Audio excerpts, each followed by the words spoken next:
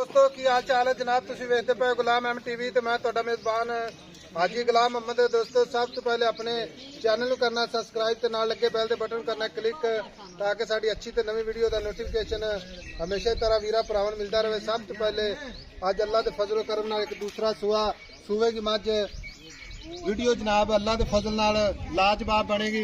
बाकी वीर ने वेख लेनी अल्लाह के फजल नाल कली कली हड्डी माशाअल्लाह कुहाड़ा हड्डी चीज़ा जनाब। कैमरामैन साहब कैमरे नज़र करो अल्लाह के फजल करम नाल खुड्डा पुट्ठा टाक कैमरे नज़र। बाकी मझ का लिबास टुन्नी तो लैके ते सार तिकर सार का डोडा चुकी खड़ी है। ये मजीद जनाब किन्ने दिन लवेगी किन्ना मालक मुल करेगा अगे चल के सारिया गल्लां मालक तो सांझियां लवांगे।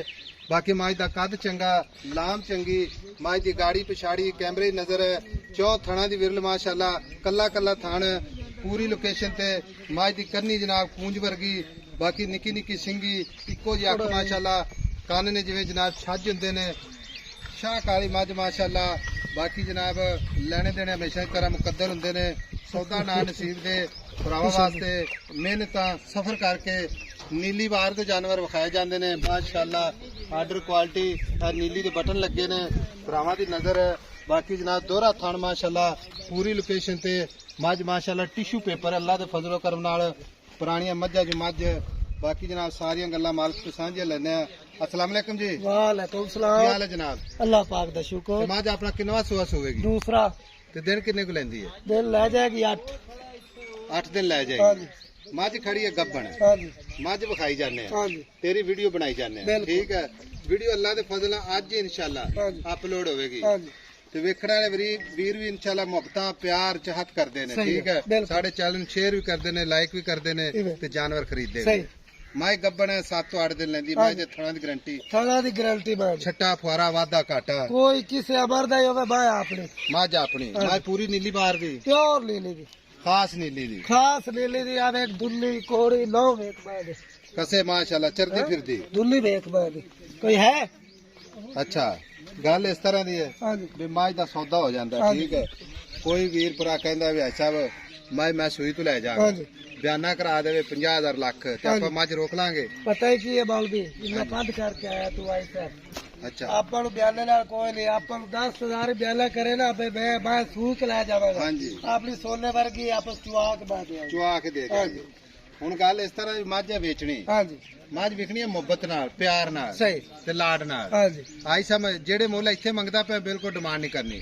ਜਿਹੜੇ ਭਰਾ ਸਾਡਾ ਚੈਨਲ ਵੇਖਦੇ ਨਾ ਸਾਡੇ ਚੈਨਲ ਜਨਾਬ ਮੱਝਾਂ ਖਰੀਦਦੇ ਨੇ ਉਹ ਪਤਾ ਗੱਲ ਕਰਦੇ ਨੇ ਸਾਹਿਬ ਮੁੱਲ ਸ਼ਾਇਦ ਤੁਸੀਂ ਕਰਵਾਉਂਦੇ ਜੇ ਮਾਲਕ ਇਹਨਾਂ ਨਾ ਕਰਦਾ ਹੋਵੇ ਲੇਕਿਨ ਇਹਦੇ ਸਾਡੀ ਕੋਈ ਕਮਾਲ ਨਹੀਂ।